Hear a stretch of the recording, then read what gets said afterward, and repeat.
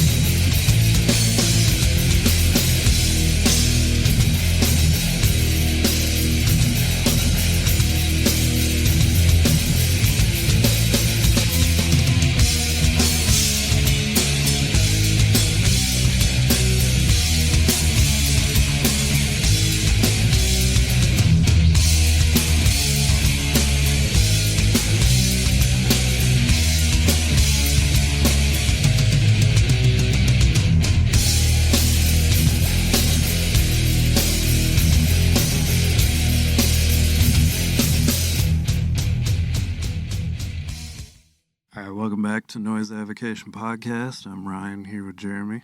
How's everybody doing as always? First and foremost, Angie, if you're listening, thanks for the hookup on this episode, for giving us the connect to Chubbz. Yes, ma'am.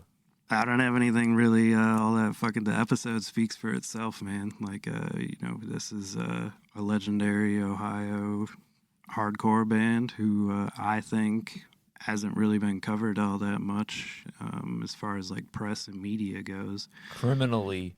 And which is a shame because, like, I like to discover new shit, try to run up my hardcore facts and music facts in general. And this is a band that I didn't really know much about either. I mean, obviously, you know the name, you know the music, but the inner workings of everything you don't really know till you get the story from the guys themselves, just because there was a bunch of misconstrued stories over the years. So it was a pleasure talking with these guys. Yeah, definitely fun to talk to. Both really great dudes, lots of cool stories, legends in their scene. So thank you, if you guys are listening, for taking the time to do that. And anybody who is listening, thanks for taking the time to listen. Follow us on Instagram. Follow One Life Crew on Instagram. You can find that in the episode description. And unless you have anything else, Jeremy, I'm going to jump into the convo with them. Just make sure all you fruits are listening out there. You got Chubbz and Mean Steve at your service. Mean or not so mean Steve and Chubbz, how are you guys doing? Good. How are you doing, brother? Good. Doing well. Thanks for jumping on the show, talking to us. Happy belated birthday, Steve. Appreciate that, man. Thank you. Getting old kind of sucks. Hey, man, I'll agree to that. That's what I hear, but I ain't that old yet, so I'll let you know when I get there. So, for those out there who have never heard of One Life Crew, you guys formed in 94, if I'm correct? 93, I 93, think. 94? Yeah. And then that came out officially 94. Okay. And that was because of Confront coming to an end, Steve, right? You want to start something else? Yeah. Confront coming to an end. No other projects. Kind of knowing Tony forever since, we were 11 years old. And we definitely made friends with some guys who we started hanging out with that played instruments and kind of got the band together. We went through some changes at first early on, but for the most part, we 94 was kind of the birth of One Life Crew officially. Then you guys got signed to Victory, released Crime Ridden Society. Shit, which you're telling their story, dude, for them. I'm just bringing people up to speed, I guess. Yeah. No, go ahead. But like Murdario Stomp, that's like perfect hardcore to me. It's just like the beat's perfect, the groove's perfect. Everybody bites it. I've been in bands as a child. We bit it. Like that chord progression, Chubby, your drums, all that shit, man. It's fucking, that shit's golden. So, You know, Interesting. as we just go back, rewind real quick, and we'll go to Madara Stomp. Steve was doing Confront. I did a band Die Hard, and then I did a band Integrity. And when Steve stopped with, he did a band for a second called Mean Streak. Did a song on Victory. They had like 2 songs. They've never did a show, nothing. And then now we're like, let's just do a fucking band. And Steve, he went to Kent State University with Blaze, and they lived together.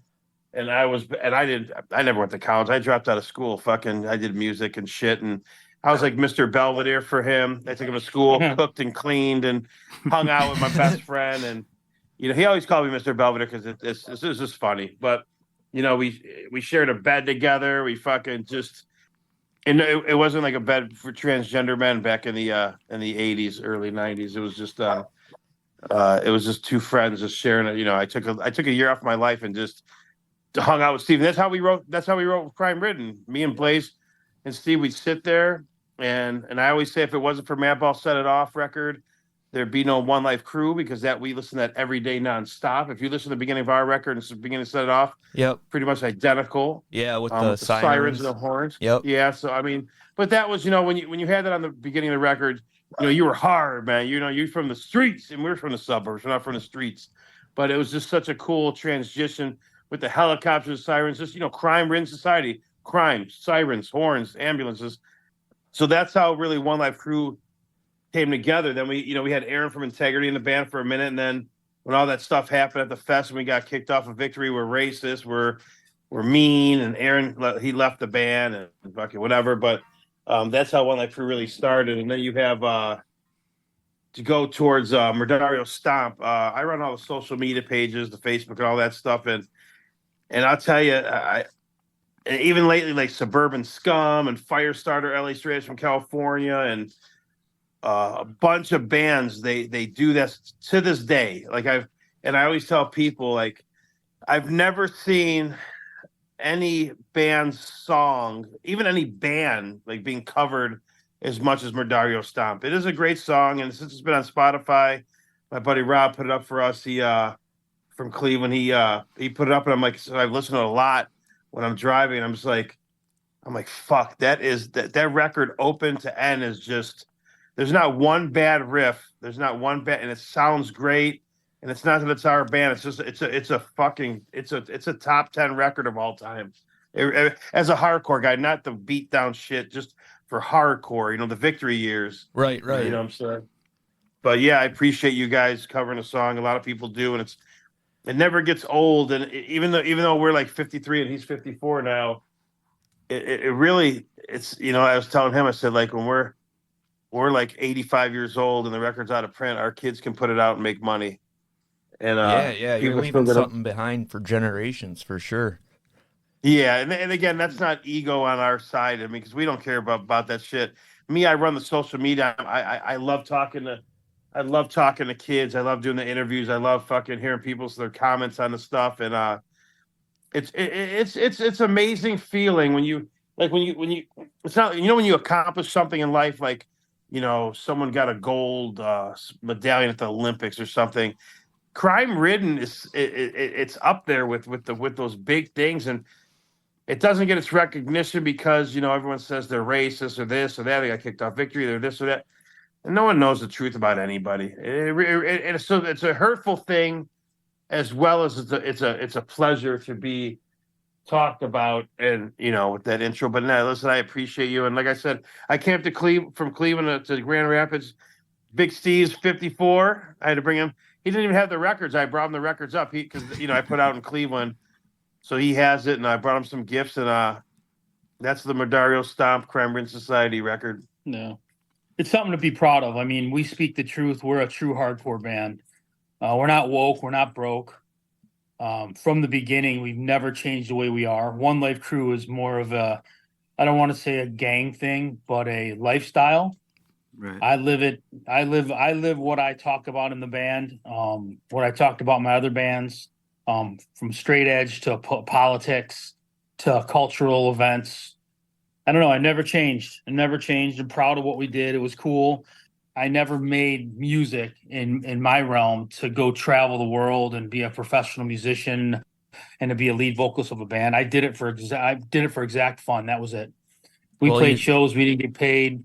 We paid shows. We lost money, and it sucks when you go somewhere and you don't make a dime, and you spend fuel money, you spend wear and tear on a vehicle you purchase.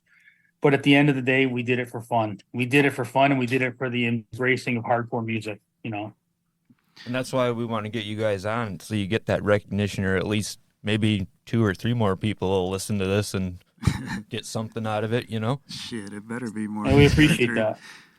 But yeah, That is. I feel like, it's cool. I mean, like you guys are like the Ohio Detroit Detroit hardcore, the Ohio hardcore band, sort of like Cold as Life is Detroit's hardcore band, that sort of thing. our negative like, approach, our yeah, negative where we approach. like kind of bid our logo from. And Even even in punk that happened, I felt like, because like there was a lot of like Ramones had New York, and the Dead Boys get overlooked all the time. That's true. Ohio gets overlooked, yeah, which good point. it shouldn't. But so like what happened with Victory? Like, because I don't know this story, so just from even just myself, we and got listeners. signed before we're even really a band, just because I was in Integrity, and Dwid, and I don't want to really put his name out there, but he helped us out, and he got us that stuff to help write straight edge, and we were in the studio, and he did some stuff for us, but he's a piece of shit, and he's a thief and a bum and a fucking cocksucking fuckface. But here nor there, we put a record out. We got signed from Victory, and I mean, the Steve's lyrics. I'll let him talk, but Steve's lyrics are Steve. Everything he talks about, whether you're a Republican, Democrat, black, white, sheep, gerbil, whatever, he speaks what's really going on. And if you look at people like on my social media, our social media, I would say mine, because I'm there every day. I don't answer questions that he would answer, because he, like I said, I always say I'm his best friend. We're both straight edge. I'm his drummer. He writes the lyrics, and nothing's racist. It's real. I mean, Right, what did he say? observations. Well, dude, it's hardcore music. It's not softcore. It's hardcore. So when Steve says "dirty fucking leeches, get the fuck out of here," what is he supposed to say? People, please leave. You're so nice. No doubt, You're not, no doubt. It's hardcore. The problem is there's not hardcore kids. It's These it's hardcore a kids weird are time. weirdos. They're fucking BLM flag waving scuzzballs that fucking are just they're delusional. I mean, I'm not into that whole thing. It has nothing to do about race or color. I think the whole BLM thing is just that's Steve's department to talk, but I'm not into it, and I can't be into something that I think's fucking just horrible. But people could be into stuff. I'm not into it, but We don't fuck with any of that, man. We just give a shit about our families and music. Like, honestly. Well, see, I don't mean to speak for Ryan, but I'm pretty sure that's what he thinks too. Yeah. well, you're supposed to like the term that people forget about, the old fashioned term is family first. Right. You don't listen. I don't have to like what you like. You don't have to like what I like. But if I say stuff like here, what Steve talks about, Steve sings about, that's what he wants to sing about, right? But other people will say, well, that's racist. But we think what they sing about is goofy. But if we say it's goofy, well, fuck One Life Crew, those old fat bald fucking pieces of shit, racists. Like, Yeah, dude. you can't. If you're gonna play dodgeball, at least be fair about it. Yeah. Oh, that's well put, man. I like that dodgeball analogy. Yeah, very good. Very good analogy. Thank you, Mean Steve. But at the end of the day, the racism term and the racist term is so diluted going into, year after year, decade after decade. I mean, I don't look in the past, I look in the future. And that is such a diluted term, and people want to skirt away from that. When that is mentioned anywhere, people want to skirt away and change what they either really mean in their hearts, or they have to put an act on and kind of do it their own way. But at the end of the day, I'm proud of who I am, and I'm proud of where I come from. And I have no, unless you mess with me and you're white, black, whatever you are, then I have a problem with you. Right. But at the end of the day, I don't have any problem with anyone. At the end of the day, I worry about my family. I worry about my money situation. I worry about my future, my goals, my challenges. But yeah, the that shit race that you system should term the is, shit that you should worry yeah, about. I think you said it, 100%. Chubbs, the other day on your like you were posting a live video where you're, guys are in your 50s, like you're gonna fucking throw down with anybody, like people just randomly talking shit. Just find that so ridiculous. That's I mean, the listen, anyone could fight, anyone could lose, anyone could win. Right. You know, But I was never a fighter. I mean, Steve did what he did, but we were younger. I was telling somebody at the mall or someone about straight edge, and we were younger. We were like militant. We'd had, being from Cleveland, like we'd fucking beat people up with that had a cigarette in their hand. Like we fucking hit it out of their hand and fucking, or we fight people who drank. I mean, and now you look back, you're like, God, I did some stupid shit when I was young. you're a But you know what? fucking It's just, asshole. yeah. I mean, but we were, if you look at, like Steve's very goal oriented. With me, I'm not like Steve. You know what I'm saying? I mean, Steve is like he's a career. You know what I'm saying? He's moving to fucking Florida, getting a better job opportunity. I mean, he's a 6-figure dude. I'm a round figure. I'm fat. You know what I'm saying? He's just but again, he's my best friend, and I'll tell you, not off the subject, but I lost my store because Dwid from Integrity made up some shirts that fuck BLM and all this stuff. He put One Life Crew on the city's page where my store is from. I was in a mall 18 years, and the Black Lives Matter got a hold of it, and they had a shirt that had America and a blue line, and the blue line stands for the police, and the head of Lake County, Black Lives Matter, comes to my store and points her finger in my face, says, "How dare I sell a shirt like that? The police have killed her people for too long." And I said, and if nothing racist, nothing threatening, but you fucking ugly racist cunt pig motherfucking cocksucking racist pig. You know what I'm saying? Yeah, But yeah. nothing violent. 2 months later, I'm kicked out of the mall. I went through a nasty divorce 5 years. At 53 years old, I'm bankrupt. I'm blessed that I have music. I put this record out. I did pre-orders. I made some money. My best friend Steve, it's just One Life Cruise, me and Steve, and I told him, I said I want to put this out, blah blah blah, and him, that has money because he's worked every day, and he said, put out the record. I don't care. Make it, make the money. I know what you're going It's through. never been about money for One Life Yeah. Crew. It's been about a challenge. It's been about basically changing the mindset of a few people or many people. That's what the music's been about. The music is, like I said, it's true hardcore. We don't do benefits or print shirts and sell them to enable leftist, threatening. Scums. I don't want to say. Well, you're being dude. I'm Yeah. saying dirty fucking leases. You must get out. I mean, you can say scums. And that's, Fucking. and that's- Hey, this guy's turning nice in his old age. No, I'm not turning nice. It just people construe things in many different ways.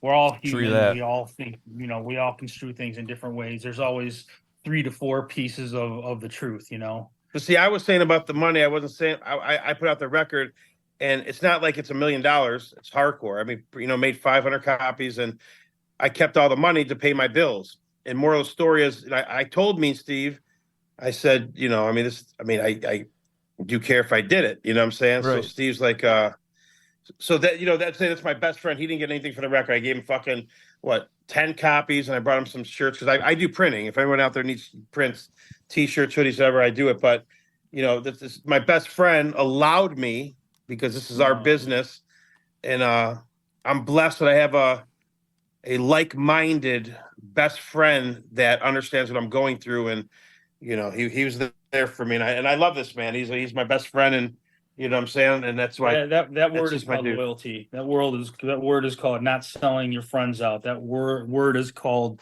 sticking with one another till the end. That's the bottom line. Fucking A, man. So- That's a rare thing in this world nowadays, for sure.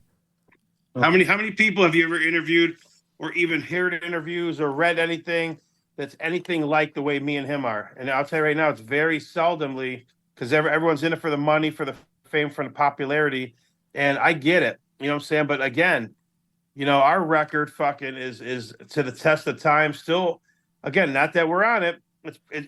I think it's for my style of music, and not Turnstile or any of those other bands.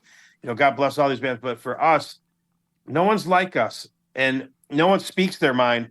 No one got fucking thrown off a label, talk shit about. But like for the fucking, just say 20%, and that's a high number. 20% of people who talk shit on us. There's 80% of people that says fuck you guys. These guys put out fucking one of the best hardcore records of all time, and their beliefs aren't that off, but they're allowed to their opinion.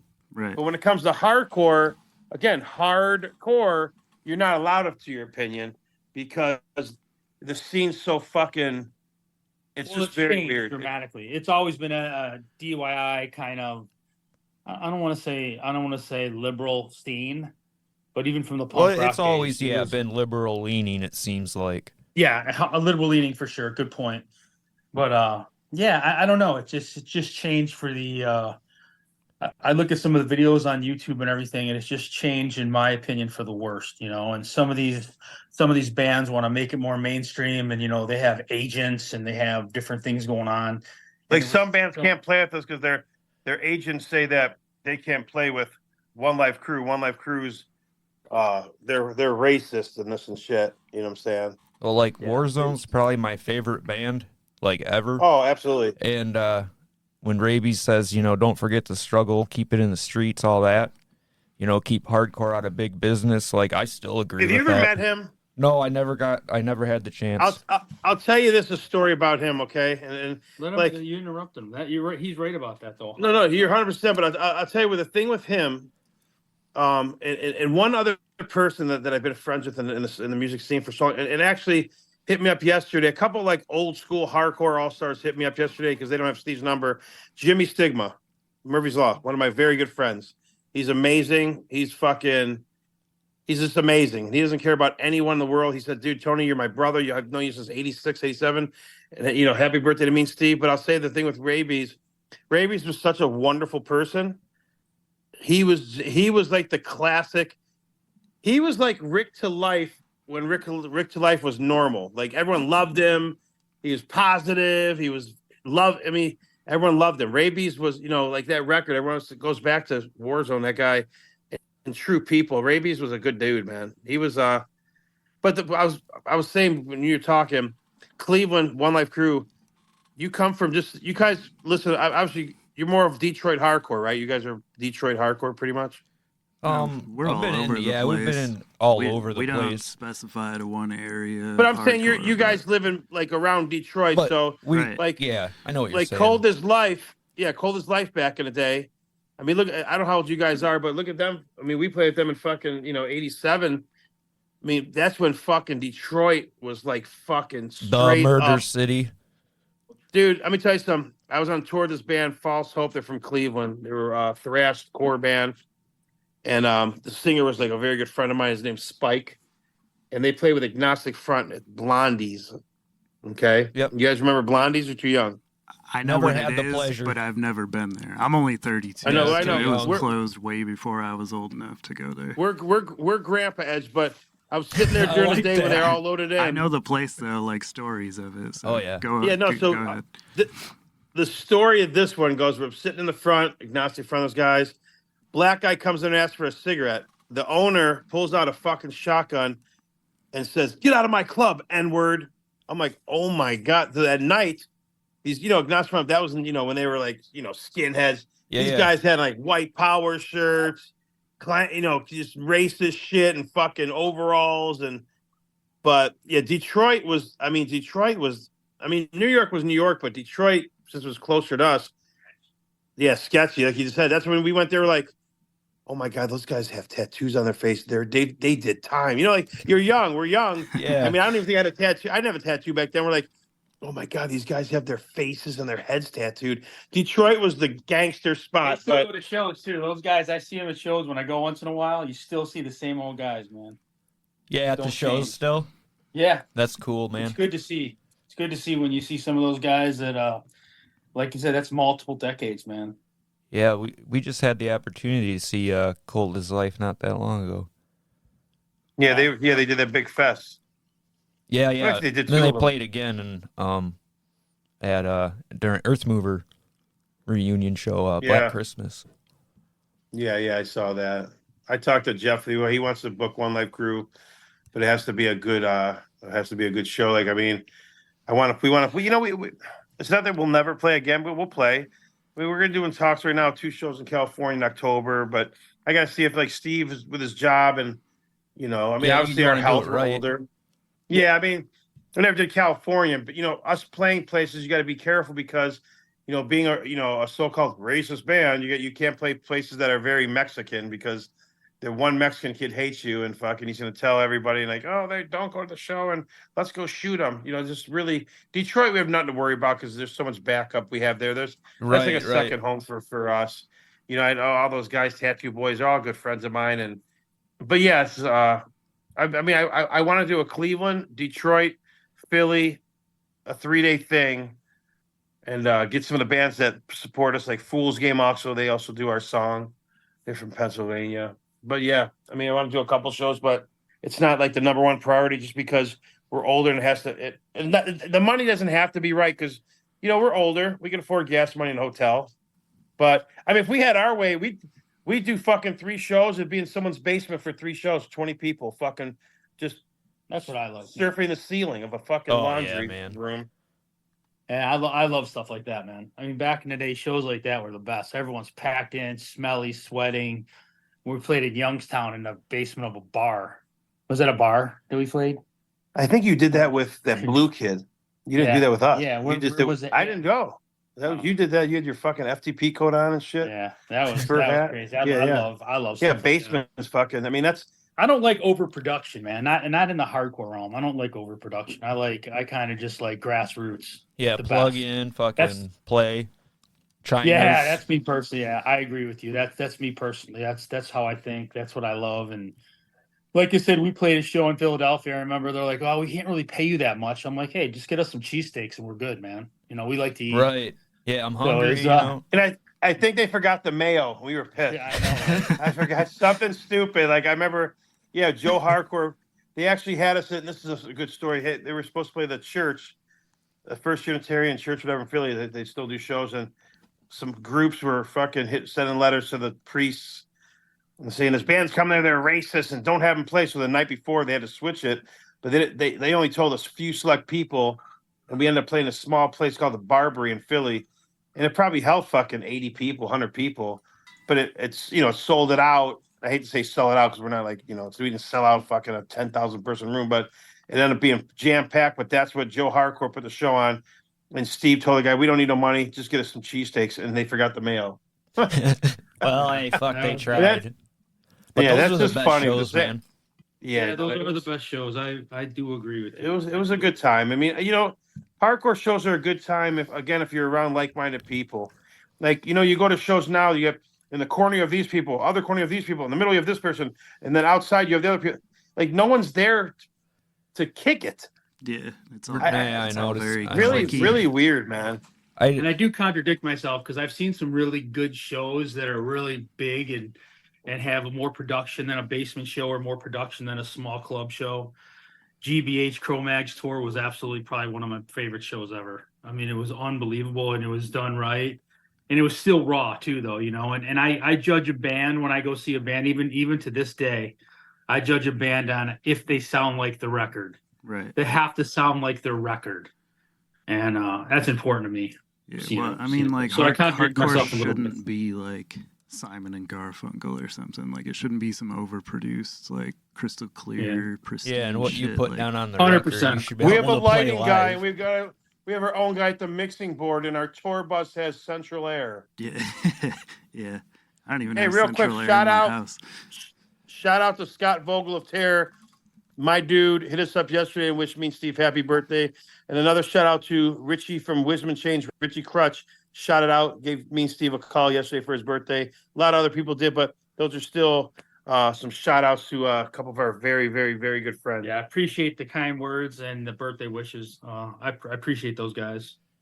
Hell yeah, man. That's OG style. Because Steve doesn't do a lot. I do most of this stuff, so Steve doesn't do a lot of this. So when I put a picture on with me and Steve, we got more likes on any of our pictures on our Instagram page, and because Steve's a legend. He's fucking Steve from Confront. He doesn't go on and do interviews, so he's more of a He's a quiet, mythical fucking figure. yeah. And coming on here, like honestly, like and it's not like you got to say thank you, Steve, but Steve doesn't do this shit. Oh, you know what I'm yeah, saying? I realize that. So when I told you last week, I said I'll be up there. It's a bonus to have me and Steve. Even though we woke him up from a midday nap at 54, he takes. I'll send you a picture of him napping with his 2 dogs on the chair. You can put it on the front, Drooling as well. drooling, and you put it on the front of the picture. But And in the contrary, we appreciate what you guys do. Like you said, it takes a lot of gumption to do podcasts and to do any kind of interviewing. I mean, you have to know what you're doing, what you're going to say. You have to deal with the good, the bad. So we do appreciate that as well.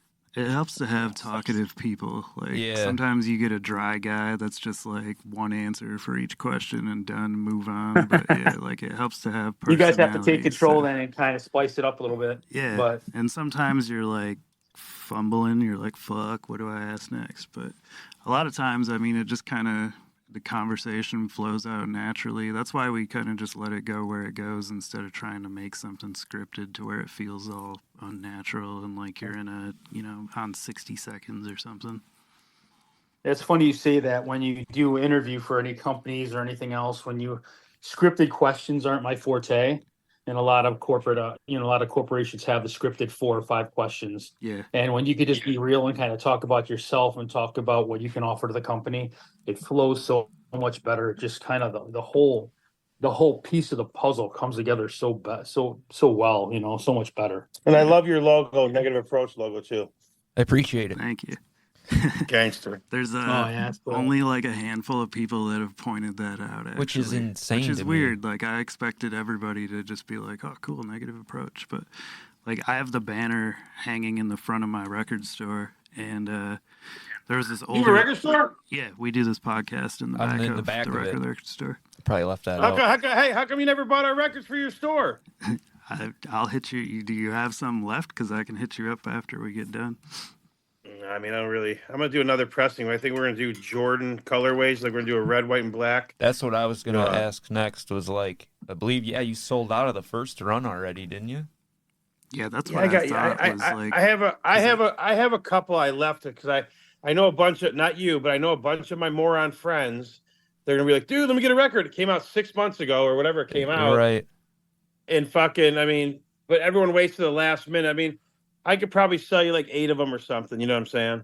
Right on. I'll get in touch with you when we're done here. Well, thank you, Steve, for letting Chubby put that out. Because, man, when I got that, I was like, it was kind of like finding the fucking Holy Grail. Because I never thought I'd see a pressing of that. I'll tell you why I did it. I don't even own one. So one of me and Steve, we never say fans. We say friends. Friends that are fans of the band. Because fans is like if you're in Motley Crue. So one of my friends sent me not a green vinyl, black vinyl. I don't even have the good one. But I don't really care about it just because I'm old. I'm not going to make a plaque in my fucking office anymore. But so I was like, dude, these kids are spending fucking $300 a record. I'm like, fuck this. And I don't want people doing that. So I was like, well, I'll put the record out. I didn't think I was going to sell 500. I mean, 500 is not a lot. I mean, after giving the people in the band some shit, I probably sold to say 450, but still, that's a lot to be that's a band that's not even relevant. Yeah. But the next pressing, I'll do another 500 just to sit on. People still buy them. American Justice, I got to work on. I know you have the CD, Steve. You got to find it if you haven't. Yeah. I got to work on that. It's a lot of work to do the shit. It's a lot of work to do a label, especially like I only had maybe 4 distros. I think Japan bought. This guy bought a 20. The other guy bought 6. The other guy bought 25. So not a lot of distro.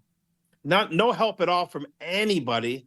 I don't even think really people posted it. But just say 450 kids bought the record that love the record. So, but yeah, the next I'm going to do another pressing just because, and nothing comes out of pocket because everything's a pre-order. You know what I'm saying? So nothing comes out of your pocket. The safer way. Yeah, and I never knew. And my buddy who helped me with that, John Strickland from TNF Fuckery, Hell's Heart Clothing. My dude, I was on his podcast. Me and Steve were actually separate times, but he said, "Do it." I'm like, dude, But then I was like, fuck it. And then I was like, pre-order? What's a pre-order? So nothing out of pocket. So I'm like, fuck it. This is great. So I did the pre-order and I put up the first day and like my PayPal went bing, bing, bing, bing, bing, bing, bing. It's like at a fucking casino and you won the lottery. It's like bing, bing, bing, bing, bing, bing, bing, bang, bang, bang, boom, boom, bang, bang, bing, bing, bing, bing, bing. Then it stopped. 3 seconds later, bing, bing, bing. It's like, so again and again, I mean, that's not a lot of records, but you know, if you look at when he put up that fucking Spotify, and I'm on Spotify, so I see what bands do. I'm like the first day was 3,900 people. Yeah, that was fucking in 24 nuts. hours. I think that, listen, for a non-relevant band, but like you said, it's a band that has a legacy to it, and that's I forgot the word we used before, but that has relevancy. And for doing it for the Spotify, I was like, fuck, dude, that thing. I was excited. I mean, because I'm a fan of the band as well as, you know, I'm the the member, me and Steve. So, but yeah, the record, and then we're gonna do American Justice, and I'm gonna do my other band. I don't know if you ever heard my other band, Heavyweight. I played Detroit a couple times, I have. and So I'm gonna do a 12 CD inch and shit before with yeah, the hoodie. you know what? Yeah, I did. I had some little compilation things from Fast Break. I haven't put my demo on there, but I'm gonna do a Confront split Heavyweight 12 inch. Nice. So, and then maybe my old band Die Hard and Now, maybe is there a new song Cleveland hardcore that you one. guys did? What'd you say? Did you post something? I thought I saw a post not long ago where it was like, was it Yeah, Die Die Hard Hard. doing a new song? No, that's Confront. I have a whole record that I wrote for Heavyweight that I never put lyrics to, and Oh, you okay. know, playing music, being from Cleveland, everything sounds like Cleveland. You know what I'm saying? Like I would never be in a band that didn't sound like Cleveland. So with that being said, we're gonna. It's hard to get Steve to do lyrics, and it's just hard to do stuff when we're this old, because we don't really care about doing new stuff. Because everyone's like, you just do a new record. I hate older bands that put out new shit. Like you don't want to listen. You want to hear Murdario's. If we played a concert by your area, what's the one song you'd want to hear? Is Murdario Stomp. You're not gonna want to hear fucking a new song that we recorded a week ago. Well, yeah, you know what? You want to hear. Yeah. You want to hear the classics. Yeah, for sure. Yeah, plus like the older you get, like I don't know, the lyricism, everything changes. Like Your whole attitude Well, changes. there's Your nothing's whole changed with attitude. Steve. Steve's the same Steve that we've been since we were fucking when we met when we were fucking 12, 13 years old. I mean, he's still like he went today. He went and got a new pair of Vans. His kids wear Vans. I mean, we still dress the same, act the same, road rage. Steve still listens to GBH. He's a punk rock, hardcore dude. Like, I mean, I listen to everything. Like, I mean, listen, I hate to say this on a thing, but having an 8-year-old daughter, I'm a Swiftie. I don't care. I love Taylor Swift. Say it That's loud my and girl. proud, Chubby. Motherfucker. You see it in a rain. I love her. Ooh, ooh. You know what I'm saying? I do all that shit. But when you have a kid, things change when you have a kid. Yeah. We're still like Steve here. Steve, for example, here's Steve's Yeti right here. Okay. He's a Yeti thing. He has One Life Crew stickers on there, Trump stickers on there. He's never going to change. I mean, he's just, I changed a little bit because I got kind of forced into fucking going bankrupt at 53 and losing everything because of, hardcore nerds. And, but blessed that I have, a band that I could fall back on and put something out and help me with my bills for the time being till I know what I'm doing. And again, I wouldn't be able to do that if it wasn't for my best friend that gave me the blessing and said, you do what you got to do. I gave him a little something, whatever, just because he's my, I like I always tell him, I feel horrible. And he says, why? No big deal. But he's not Italian, but I had to give him a little envelope, like a bar mitzvah money. You know what I mean? Yeah. I don't want to get beat up by Mean Steve when I'm 53. I already got a sciatic nerve, pinched disc. It's not a healthy situation. You know what I mean? Yeah, that's never gonna happen, man. Like I said, I go back to loyalty. I go back to ethics. I go back to freaking consciousness. I go back to freaking being myself and never changing, never sacrificing my mindset, which my wife has issues with, because I kind of laugh at her for listening to country music now and some different things. I'm like, yeah, you're a punker. We're punkers for life. And she's like, not me anymore. And it's kind of funny because I can't go a day without listening to Terrorizer or Crumb Suckers or Straight Ahead. And I don't know, man. I just can't change. I feel like I'm selling myself out if I change. Even the older I get chronologically and breaking down, I still can't change. You still wear Dickies, you still wear Vans, it's just you can't change, man. I don't know. Still wearing camo Weird. pants. Yeah. Dude. It's still the same, man. It's just it's weird, except I'm just older and my body's weirder and my fucking hair follicles have fallen out. Dude, Mine told, just told turned you it gray. wasn't a phase, Mom. Yeah, it That wasn't a sort of phase. thing. You know, the thing is, as I sit here as a fan of music, podcasts, and people, I just, I'm not around Steve like I am. We could do it over the phone. I could be in Cleveland. He could be here. But, dude, it's as I think I'm just, again, you interview bands and you watch bands, you listen to shit, you do your homework. No one's like Steve. I mean, really. I mean, I'm just a hardcore nerd, but Steve is just he's always been ahead of his game, dude. And I've always been a fan of him just because, with Confront, we did bands before Confront, but never was put on the map. We did a band called Moshaholics, very, very cool name, but Rabbinical failure. We did some That's a stupid pretty shit, but cool name. Steve's always been ahead of his game, and as much as he's mean Steve, he's super nice to the people around him, and he was never mean Steve. We got the name about to our people around our scene, because Steve was one of the most popular kids because he was ahead of his game. And listen to him now, he's a great person, dude. I appreciate that. I'm just saying, I'm not, That's why we've been friends for 12 years through good and bad. But I'm also saying that 12 because years old, I should. I'm always saying that because he's 12 buying years. dinner tonight. I'm buying 'Cause hibachi he's tonight, buying guys. dinner. I'm buying hibachi. We like hibachi. So yeah, I don't know, man. I Is there appreciate you guys for what you do. And like you said, I Thank wish you. I could tell you some good show stuff, because back in the day, it was fun to play, man. You looked forward to it. You got out of school, and even when I was in college, I'm like, all right, man, I got to miss this day of classes because we're going here for the weekend or whatever it may be. You look forward to that. It's a lot of work and effort, though. That's why all those guys on tour that we know and we've been friends with in the past, God bless those guys, because I don't think I could be with a bunch of people in a band for tour after tour after tour. I couldn't even when we did Buffalo and Albany tours, like Cleveland, I couldn't even stand these guys. I remember Tony and I was roading, and I sang a couple shows for Integrity, and I was roading, and Tony and I literally 2 blocks from his house got in an argument, and he tried punching me, and he punched the freaking the sun visor. At the light. The sun visor was the van we were in, his van that he owned. So it was kind of funky. I don't know how those guys do it. I give them nothing but kudos to be a professional musician their whole life, because that's not what I wanted. Wasn't my goal.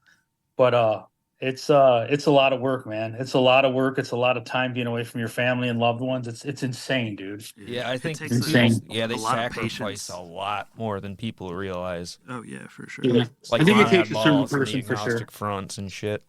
Yeah, especially even like the hard work, those guys kind of got to the level of where they were like touring on a wider scale. But think of like bands like the Coffin Cats, who are still like touring in a small van, putting it to the floor fucking, and don't give a fuck. Yeah, touring like 9 to 10 months out of the year. Like, that's a lot of work. That's a lot of patience. Like, I mean, like you said, Steve, like I get annoyed with people if I'm around the same people too long and I don't have like my own space. And I feel like that is kind of like your dilemma on tour, was being stuck like with the same people over and over and not having any breathing room type of thing. Like, that would drive me fucking nuts. Yeah, I'm with you 100%. It's just funky. And when I look into that and I look into, hey, if I wouldn't have written these lyrics and spoke my mind the way I thought at the time, I wonder if it would have been different. I wonder if our path as a band would have been different, which it probably would have. But would I still go enjoy touring the world day after day after day after day, and not knowing, I don't know if they have 401ks or anything else, but I always look into that in the future. Like, man, I got to make sure my retirement's right and tight. Will I have that if I toured in a band? I don't know. I'm just speaking out of turn probably, but I don't know. I was just more calculated than that, I guess. Well, I mean, there's a million, and there's no disrespect to these bands, but there's a million hate breeds, a million madballs, etc. There's only one life crew. Like, I appreciate it. Even if you guys' career went differently, like, you may not have the sort of legendary lore status about you guys that you have now because it would have been oversaturated over time. It's good that Yeah. you wrote what Good you wrote, point.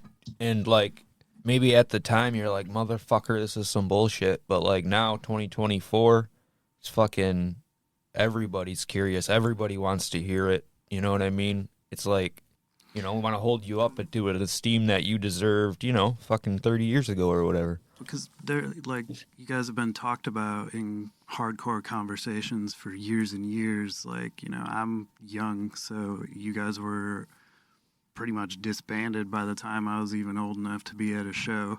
And you always one of those like kind of mysterious hardcore bands that you didn't get to know a whole lot about other than just what you could hear from the few tracks that were out there that you could get your hands on. And the thing going with Crime Ridden, like you're saying, having written Crime Ridden, that just gives us the Willy Wonka golden ticket, because it puts you in a different, even though you're hardcore, here's the thing with One Life Crew, it comes from straight edge, it comes from hardcore, it comes from when you rap, it comes from the streets, but we're from the burbs.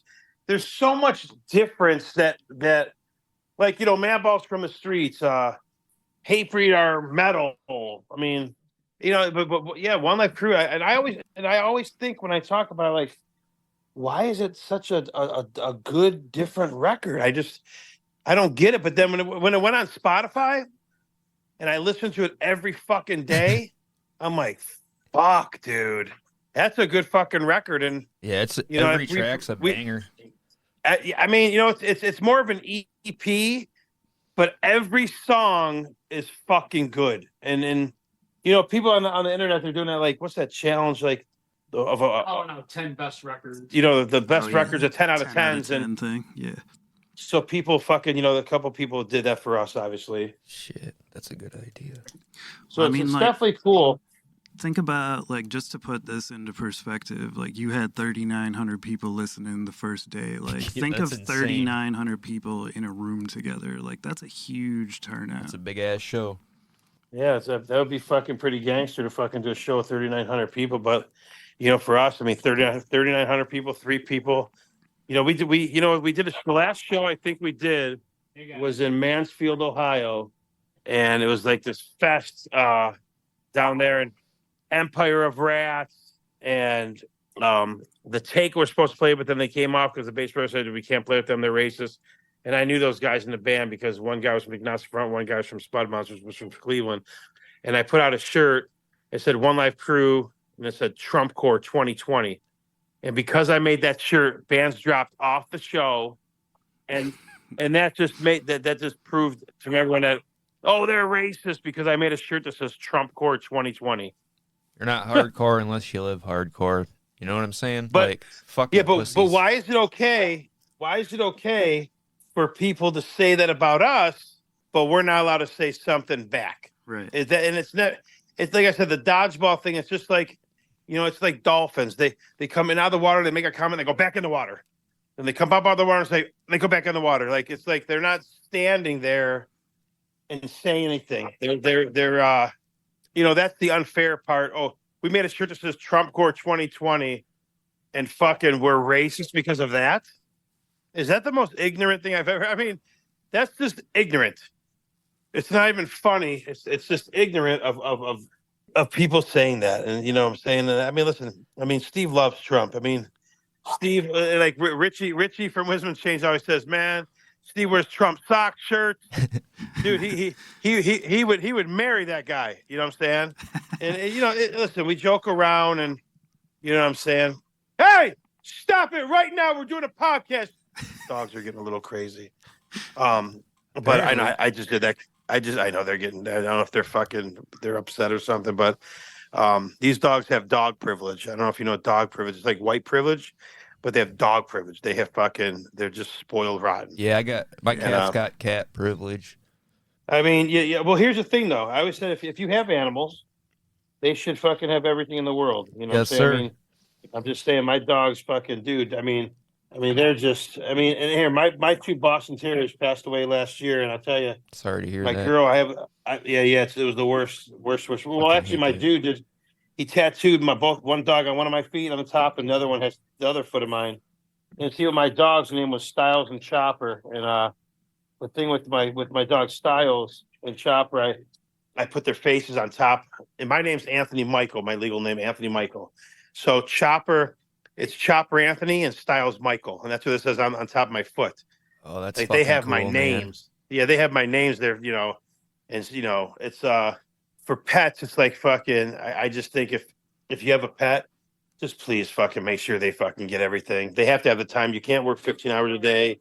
They gotta, you know what I'm saying? But pets are a big part of hardcore. I think everyone has a pet and they love dogs and they're fucking Shit, of course they're a big part. Think of all the album covers that have had a fucking pit bull on them. Like, what if there was never dogs involved in hardcore? There would have never been all those album covers. So you could wear like a couple T-shirts, hoodies, jackets, all from different bands with dogs on them. Yep. I mean, I don't think There's nothing wrong with it. No, there's nothing wrong with it. I'm just saying it's like that's like the hardcore mascot is a fucking. Well, dude, you guys are young, but remember, Detroit had that band Pitbull. Yep. I was lucky enough. A friend of mine, Keith. Shout out to Keith. He lives down there. He got a little bigger as time went on, and he gave me an old Pitbull Ringer T-shirt where they took like the Pabst logo and then put like old time Detroit hardcore. So that was pretty cool. I wear that every now and then. Yeah, we played them. God, it's fucking 87 maybe. That was a fucking Mikey Pitbull, man. He's up there too. But fucking yeah, music's a good part of everything. Like I said, blessed. I put the record out, and the next pressing, I think I'm not going to do. Well, the Crime Ridden was the original color was like a camo color, like the green and black, so it looked like more like a camo. Yep. And then I did it red, white, and blue, and American Justice is going to be camo. But the second pressing of Crime Ridden, I don't know what I'm going to do for the colorways. I'll talk to Steve about it. I mean, so I don't know what we'll do, but American Justice. What's the? Do you have an ETA on that by chance? Well, I have to work on it. Starting this week, I got to get because, dude, when you do it, like where we take the CD, send it to this guy from record some shit, my friend from back Cleveland, then he has to remix it, master it, send it to New York. That's like 2 months for that. Okay. But see, what I have to do is American Justice is going to be tricky because there's there's skits, there's songs, there's rap songs. We're putting everything on there, and then I'm putting Reality Check as a bonus on there. Yeah. And it's going to be a long fucking record. It's two disc gatefolds. It's it's costly to do shit like that too. But I mean, you make the money, fucking double the money. So yeah. It's what's that holiday at the end of May? Memorial Day. Yeah. I'm shooting for Memorial Day. Oh, Okay. Nice. Shooting for Memorial Day, but it takes time, and it sucks to give time because it's hard to do this. It's not like fucking you just send it in, but you like the place in New York that does the A to Z media. I got to give them. You got to give a rundown of every track. How many seconds? It's like fuck, dude. Like it's a lot of fucking work, but I can't wait for a gatefold. I don't think I think Steve had a agnostic front gatefold back in the day. You had every record. But I don't know how bands do gatefold, so I wanted to do something kind of cool. I could just do a fucking double LP into a cardboard thing, but I think the gatefold would be kind of cool. Put maybe Trump's face in there. I don't know. No, I wouldn't do that. I'm just kidding. Gatefolds are tight though, man. No doubt. Like when Dom from A389 did the Cold as Life stuff, like one of them, I think it was the demos one, had like collections of years of pictures of the band and like different flyers and all sorts of cool shit. Yeah, that was a nice setup. Yeah, I got a kid out of Iowa who likes the band. He did the fucking ads for both of our records. And I'm gonna get some pictures of Steve and myself and some gold Cleveland shit and get maybe get some stuff taken care of. But I mean, it's a lot of work, and I actually gotta get down to that. The fucking because it just takes a lot of time. I'm praying the end of May, and I don't work, so I could fucking this. I mean, I can spend all the time, but when you have other people doing it, and it's like they're doing it for side money, and on the side, it's kind of like yeah, it's not their first priority. Not their priority. Well, it's a priority for me, priority one, because and this record. I mean, like I said, when the first record came out, it was like bing, bing, bing, bing, bing, like the lotto. The second one's not lotto; it's more like ping. Another day, ping pong. Next day, beep, beep, beep. You know what I'm saying? It's like, I know my noises are fucking crazy, but that's what happens when you're old. You talk crazy. But yeah, this. I mean, it's gonna sell. I mean, they'll pay for it. Even if I got to put a couple thousand of my own money, I got to do what I got to do. But I'm excited for American Justice. I mean, both records are different. I mean, Crime Ridden's more hard.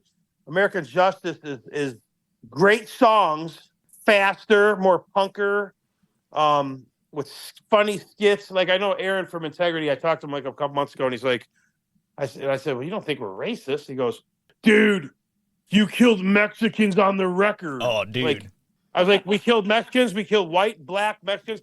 We basically what Steve does, and I always say it, okay? And it's kind of a funny way to say it, but Steve his lyrics are like watching the news. He'll keep you up to date. Yeah. You know what I'm saying? He's like a newscaster, but again, it's hardcore. So if he says dirty fucking leeches, get the fuck out of here, you cunt, cocksucking pig fuck, that's hardcore. I mean, this isn't Sonny and Cher fucking. And remember, as an offshoot to that song is about illegal immigration and what it's doing to the country, and obviously we see what it's doing in modern day time. And so that was so blown out of context, it was ridiculous. Yeah, Yes, that sir. happens all the time, though. Especially now with the internet, people always misconstrued and then fuck up details or miss the whole point of the thing entirely, and it becomes a whole thing that it shouldn't be. Yeah, it's a shame because I always say, since I'm a Pisces see the future. Okay. Of all time, guys. So yeah, so I wrote some stuff where after Timothy McVeigh obviously bombed the federal building in Oklahoma City. Friggin', I don't know, man. I just had this gut feeling, and we know progression was going to happen anyway with domestic terrorism and international terrorism. But just crazy, man. I don't know. I can't believe what a farce that song became. It's a freaking joke, man. And the racist, like I said, very diluted term, very, very diluted when it comes to law enforcement and people trying to get out of different crimes and different things. Oh, you're racist. And it's just so diluted. It's so old in the tooth. It's such nonsense. Oh, I love. And at the how end of the there's- day, man, Oh, I'm sorry, go ahead. a Jewish guy from Muslim immigrants, to be honest with you. So my wife says, you're not even a white guy. So it's kind of funny. But yeah. at the end of the day, dude, we all freaking do our thing, man. We all, it's good that we have things to do like this and be on a podcast, and you guys obviously hosting the podcast and working your ass off. It's pretty cool that we get to talk about the reality of what's going on and the reality of hardcore music, and it's a shame it's gone where it's gone. To be honest with you, there's very few bands that I could listen to in modern day hardcore history or modern day hardcore. I was going to ask that if there's, since you guys feel the way you do about it currently, are there bands out now that you do enjoy or not really? Nah, to be honest with you, and I know it sounds bad, but I really I go back. Everything that I have downloaded is all old school punk and old school hardcore. Yeah. From Antidote and old New York City stuff to I don't listen to SSD anymore. When I had my Instagram page, I got in a little tussle with those guys, and like I said, I'm far right conservative, so I'm far right. So I don't get along with some of the people that are far left, which everyone has their own opinion. This is America. We have our own political views and our own views on reality. Everyone's allowed to have their only the left. Yeah. I mean, for the most part, that's how it works right nowadays. But there is more people that think like I'm just gonna say, besides behalf of myself, there are more people that think like I do, that are kind of closet creatures. They kind of stick out there. They do stuff under the radar. And as a professional guy, I do a lot of stuff under the radar right now too. I stopped being a part of some groups I was in, political groups and different things, just because you have to stick more towards the center of the needle right now in order to be successful. Yeah. I hear you. Yeah. Same thing with your podcast and everything else. You want to apply yourself to vast group of people and let them judge you who you are, you know, who your podcast is, rather than who your political beliefs are, who your, you know, like I said, modern day events, culture, you know. Yeah, Right. That's we always try to just keep it about the music and stuff because that's like what. yeah, keep it about the why music, we keep it wanted about to the do center. it. Yeah.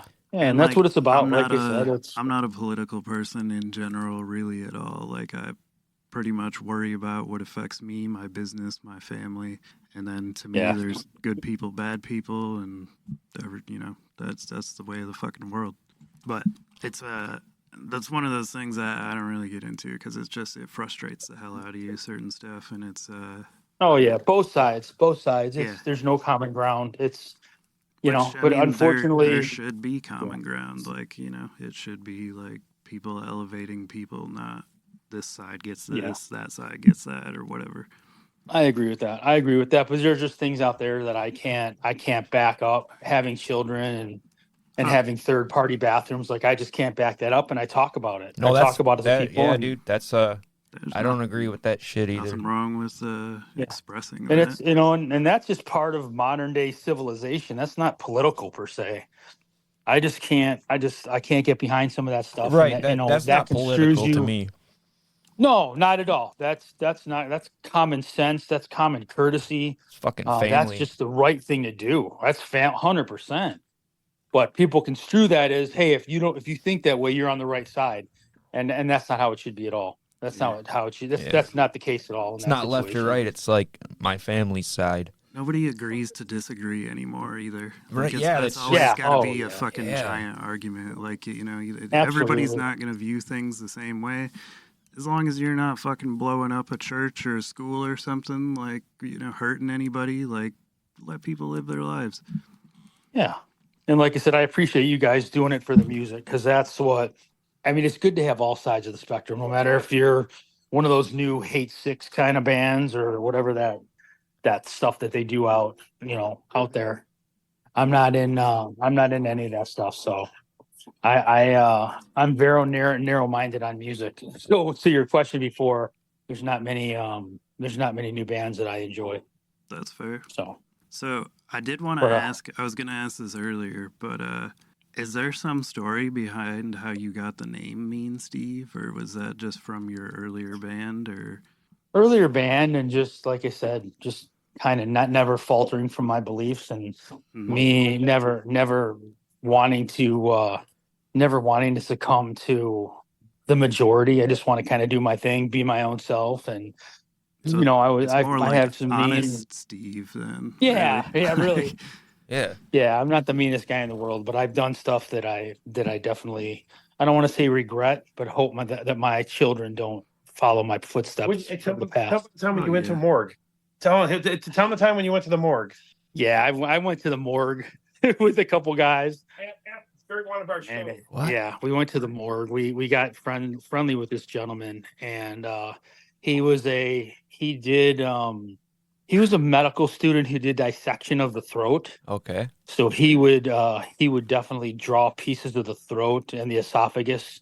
So the Jane Does and the John Does in the morgue, that was some of the specimens that he had, So he took us reluctantly. He took us to the morgue, and I was with a couple other guys. My old college roommate. They were kind of sick in the head, and we went to the morgue. And we went to the first room, and it was just John Does, with their sternums sliced open, and it was just Like chest cavity I just cracked right open, like you could see all inside shit. Yeah. Oh yeah. Ugh. Yeah. It was insane, and it was carnage, and a few of us, I won't name who, and we did some stuff where by the time we got to the second morgue, this morgue had more or less, I don't want to say buckets. They had body parts in aluminum hazardous containers. And we again did some very dismal things to people that died in, good or bad. I don't want to say good causes, but bad causes or awful causes. Yeah. And like I said, not proud of that as I look back, but it was we did some mean things. Put it that way. Yeah, someone. They took an ear and they put on a gold chain, like Run DMC gold chain, and they were wearing the ear, someone's ear on a gold chain. They put it right through the hole in the ear, and they're wearing an ear like it was a pendant. Okay, not gonna lie, at a young age, because of like Vietnam movies and shit, I might have done that. You know, Yeah, I they always were thought just- it was cool, like to fucking if you're gonna fuck somebody up, to take their We ear. were young. We were young. Yeah, we're yeah, probably exactly. 8, When you're young, you know. Yeah, but you, man, imagine what- if like what a- Ed Gein had a diamond chain. It'd be a fucking ear. Yeah, I used to be really infatuated with serial killers, and he definitely had some mementos that were freaking nuts. Yeah, yeah, for But sure. yeah, stuff like that, and just I don't know, man. I've always had a Type A personality. I'm a little more mellow now, as I get older. But I always had a Type A personality to fly off the hook, to want to fight you, to want to do that stuff, and Well, his name's Mean Steve, but now since he's older, he's I was making him some stuff up here. He said extra large. I'm like, I thought he said it was a double X, triple X. So it's no more Mean Steve. It's Lean Steve. Ooh, Lean Lean Steve. Steve. Extra large, Lean Steve. well, like I said, when you get older and Incredible shrinking man. you contract some different diseases like diabetes type 2 and everything, Damn, it helps you definitely lean down. And in the wrong ways, you lose a lot of muscle as well. that but- sucks, man. Yeah, you got to always keep your health out there, man. You can't have any podcasts, you can't have any bands, you can't have any life unless you keep your health anyway, Yeah. for sure. So yeah. But yeah, that's some of the stuff we did when we were younger. Like I said, I don't regret it. I just I don't want my kids to follow in the same footsteps, because some of the stuff we did was deplorable. Yeah. It was deplorable. And some of the people that I had confrontations with and did things to, and like I said, it's I'm not proud of that, man. I don't tell my kids about it or anything. I just move on. And, never been in trouble with the law, really. Never been just kind of calculated my life to have a family and have a successful business. And just like you guys, man, you want your business to be successful and everything else, and take care of your family. And not that hard. I mean, life is hard, but the direction is not that hard once you find it. Most Yeah, definitely. everything kind of falls into place once you realize what you're set out to do. We're both Absolutely. fathers as well, man, of older kid. Well, my son's 16. Yours is what, 13? 13, yeah. And Yeah. would you guys have 8 years old? What are your kids' ages? Yeah, I have. Younger? God, I have a 17-year-old. Oh, Gonna be a okay. 17-year-old. Yeah, I have all the way from 9 to 16 right now. Wow. And it's I'm almost done, you so guys I'm know how like- it is. It's tough when they don't want to hang out with you when they're teenagers. Like I wasn't like that, man. I was taking my grandpa to the mall, power walking. When I drove. So it was weird. I was a little different that way. I always did my family thing way first before my friend thing. Yeah. So, but nowadays, man, my kids don't want to hang out with us. They'd rather stay home. Literally, to go out to hibachi birthday dinner, they'd rather stay home tonight. Yeah, That's pretty sad. Yeah, it is. Screw that. It I'd is be weird, all man. at hibachi, dude. I love that shit. Yep. It's like, where are you gonna go when you're 18? What do you mean? Where am I going? Well, you're gonna get a job and pay rent, right? What? You're like, it's a I good know, time. right? That's scary. It is scary. It is, because it's like you got to be the parent but you got to be like that, like that tough love kind of, like you're gonna have to go get it by yourself, But Yeah. at the same time, you can't let them know that you're like, oh fuck, man, I hope they make, like all you got to mask all that shit. Yeah, I mean, because Plus, you're gonna assist them any way you prepare 'em can. for that. Right. Exactly. Anyway, Yeah, yeah. When it's they- just weird, man. Those dogs are funny. Yeah, it is. Having your kid get older is definitely weird. Like it just feels like he wasn't, a teenager already, like not that long ago. And I'm still young myself, so like I grew up with. That's him, good to be a young parent, basically. though. Hey, how do you know Angie? We just met on Instagram, Yeah. like through music shit, basically. And then Oh, she I thought was she was like, friends with you guys. she's, I mean, she's like an internet friend, man. Yeah, internet friends, but I haven't like officially like met her. I think she just. I met thinks her we're one time. cool. She seems very cool. She was like our plug to you, kind of. Yeah. Well, that's why I asked, because like, I mean, not that we wouldn't have did it, but it's like, saying like, I mean, I thought it was like her friends, but it's all good. You're Yeah, like, oh, no, fuck, we're she's- signing she- off she's now. cool. Screw these guys. No. No, she's cool, man. I don't do this much, and I appreciate you guys. I appreciate the question. I appreciate the openness. I appreciate kind of the flow. I think that's all important. I did these I've done these, and I've did a few of these back in the past, and it doesn't seem like it was the same. And maybe because I'm more mature now, I don't know.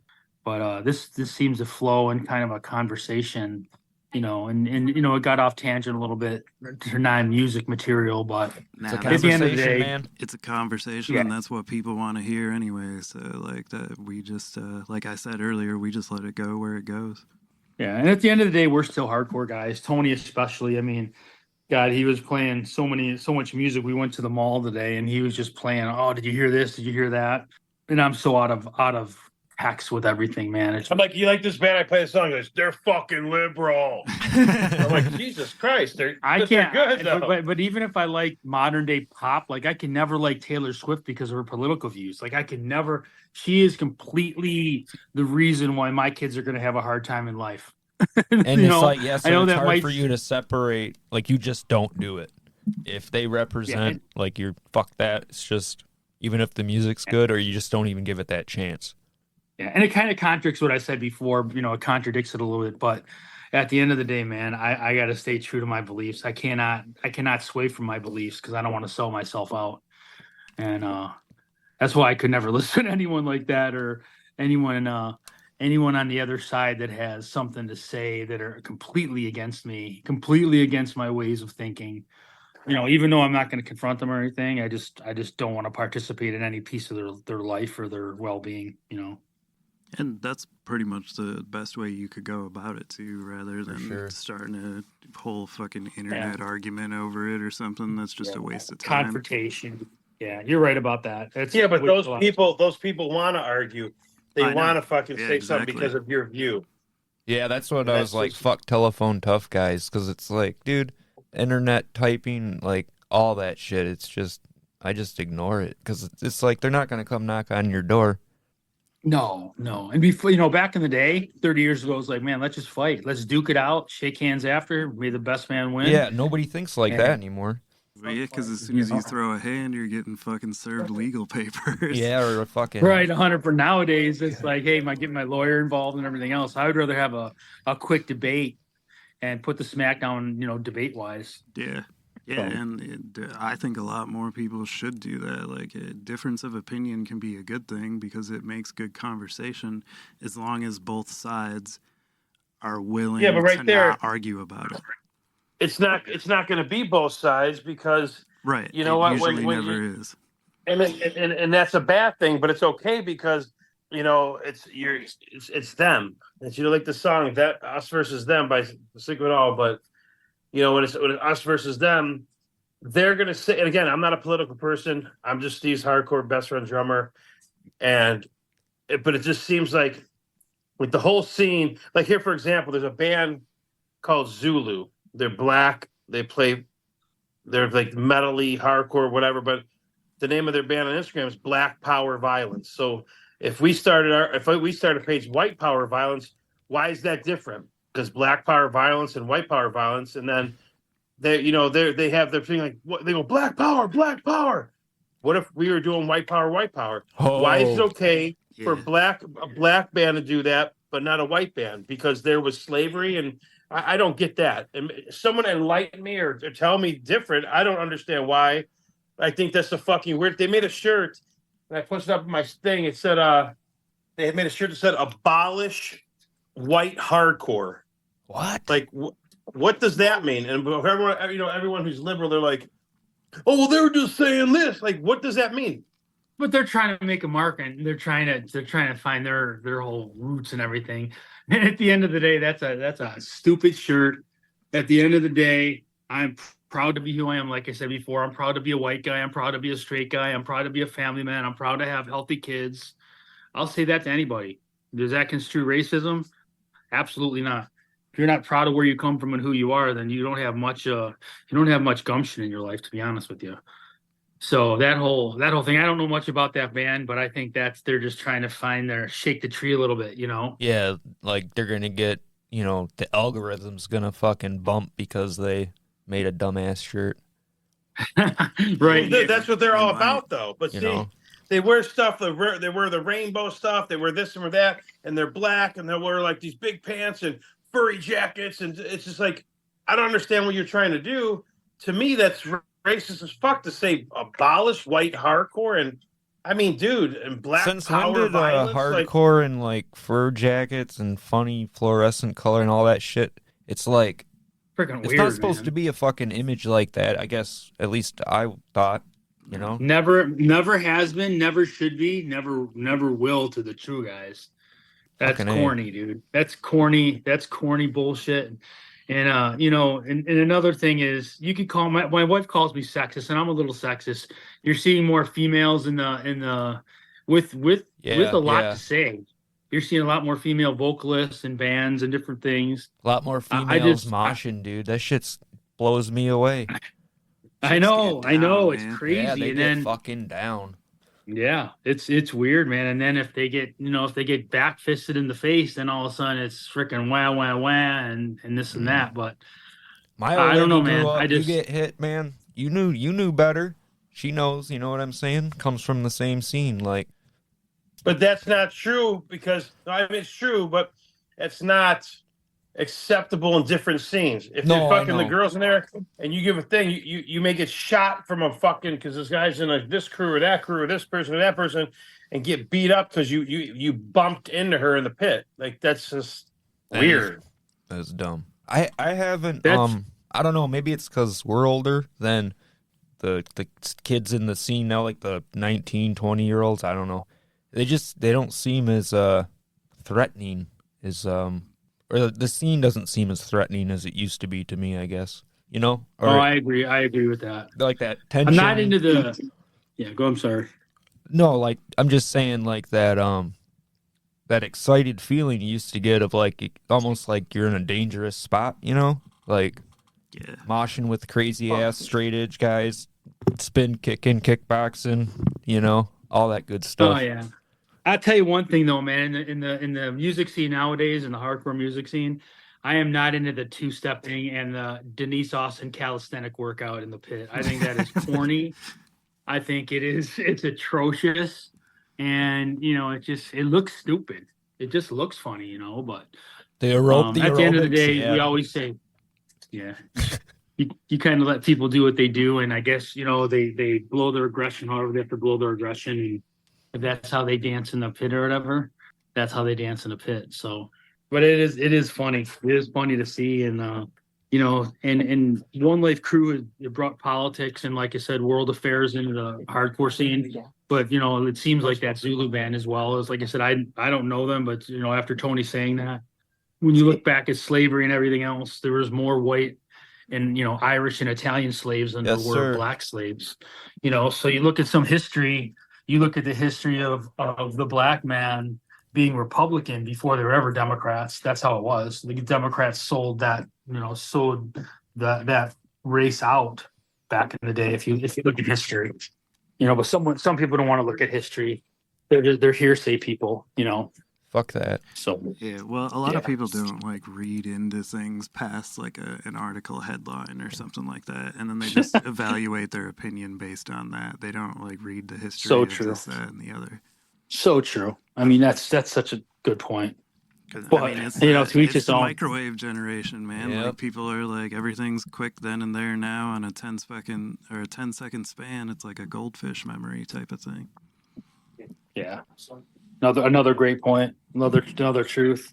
So, but yeah, that was there's some other stories that I could tell that kind of scripted my name per se, you know, and we were in college, we were at a show and a bunch of people were there. It was a pretty sold out show, and there was a couple girls that were drunk and these guys were circle moshing, right? And one was my roommate, you know, my best friend at the time. You know, I don't say my best friend at the time. One of my best friends at the time. Tony's always been in my life, you know. But it was so funny. This girl just kept kicking people. I mean, kicking them like you know, Doc Martin kicking them. Just crowd killing? So just kicking this every time they came around, just kicking certain people. And I got pissed. I got freaking pissed, bro. And I said something to her. I'm like, dude. That's my freaking roommate. Enough. You're done. You're done with that. So the next thing you know, her friend broke a bottle over my head. Ooh. And I'm like, holy shit. So I just started fighting these girls. I go equal rights, equal hits, my friend. And I threw her under a urinal in the bathroom, and that was it. And then the next 2 weeks after that, and she was these were two skinhead girls. Okay. And 2 weeks after that, I went to Dago Abortions down at Peabody's Down Under in Cleveland. No one wanted to go with me, so I went by myself. And I must have had 30 skinheads kind of saying, "What'd you do?" I'm like, "Here's the story. Here's what went down. If we could end this now, or we could make this go on and have a war in the Cleveland hardcore scene. Here's what went down. I came by myself to this show, but here's what these girls were doing." So it was interesting. They almost put a bounty on my head before this show, and it's kind of funny. But Damn. that was just kind of some of the stupid stuff back in the day. Crazy bitches. I don't know. So And that is wild, though. Like, especially like that had to be kind of fucking. Only time I've ever hit a girl in my nerve-wracking. Well, yeah, dude, Yeah. you just Only- got smashed with a fucking bottle. Like, what are you supposed to do? That's like a reactionary thing. Yeah, Not 100% you know what I mean? reactionary. Like muscle memory, dude. most people wouldn't just be like, "All right, walk away, see you." Yeah. Like, Ow, you're gonna, why did you do that? no, you're so right, dude. It was just constant. It was just I exploded, man. Right. And my actions spoke for the way I was feeling, my anger. yeah, And like you said, at the end of the day, I would never hit a woman. That's not my thing. But that was the only time in my life that I could say I hit a woman and tossed her, and she landed under a urinal in the boys' bathroom. So in the men's bathroom. So some of that stuff, and they're like, "God, you're mean. How could you do that?" I'm like, "Man, it's really not being mean. It was just I lost it, man. I mean, you don't do that to someone. You don't do that, No, drunk or not, man. Just stop at the time. Don't come at me and try to punch me, hit me with a bottle. Like, come on." yeah. Well, because But they at had, that they're point, like these your skinhead people. animal instinct, fight or flight type Yeah. shit kicks in. Yeah, that's how it worked out. Some of those things, like I said, I'm not saying I'm super proud of that stuff, but stuff happened in my life when I was younger, and nothing in the sense of legality, and nothing in the sense of gang beating someone up. I always say to my kids, don't be a bully. Don't ever pick on someone who's smaller than you. That's weak. That's Fucking super right. weak. So Oh, I also wanted But to say to cool. both of you guys, like, I'm not straight edge. Ryan's not, but like, I think it's really fucking cool that you guys are still edge at your age, like all that time. Because there's a lot of people I know that, they were straight edge when they were kids, It was like and then 5 years. yeah, and then as soon as they're 21, it's like, oh, well, I can go to the bar now. Like, what the fuck? So yeah, I know a lot of people like that too, and there's no. I mean, I don't care either way. I have friends that aren't straight edge. I have friends that are straight edge. for sure. Like I said, I've never done anything, and I think it goes back to my parents owned restaurants and taverns and bars. Okay. So I was that 10-year-old guy that was working, and I'm working at my parents' bar, and I have the broomstick with the nail in the end that you sharpen up and you Yep. collect all the trash off the ground. And you're watching people freaking in cars doing coke off the dash and shit like that, and you're looking at people getting inebriated so bad where. I remember my grandfather, 2:30 in the morning, he literally got knocked down by these two ladies that were fighting. And I'm like, holy shit, these people can't control themselves. Like, it's out of control. Like nothing good happens after 12, and nothing Yeah. good happens after 12 when you're inebriated, dude. It's like freaking insanity. Yeah, freaks. But come that was out some at of the night. things that I saw when I was little that I probably shouldn't have seen. And it kind of said, man, I don't want any part of that, bro. I don't want any part of that. So, but like I said, I don't judge. You do what you got to do. And if you're nice to me, I'm nice to you. That's how the world works. If you're my neighbor and you're a good neighbor, we go from there. Yeah, no, it's like Jeremy said, it's impressive to take that for that long. We appreciate that. So thank you. We appreciate that. Do you have anything else there, Ryan? No, I was gonna say, I know you guys are trying to get to hibachi soon, so we'll let you get out of here. But His wife's not even here. We'll probably go like 6:30. Who knows? What? he's like, I'm hungry Wait. now. Oh no! Hey, that's his son Deegan. He's a lacrosse legend up in Caledonia. Caledonia. Grand Rapids. So he had a dirt bike, and it ran out of gas a mile away from house, and he just came home all sweaty and tired and pissed off. Like father, like son? Yeah. Yeah. Right until you die, baby. Mean Deeg. Mean Deke. For sure. But no, hey, thank you guys very much, and Thank you. We really appreciate you.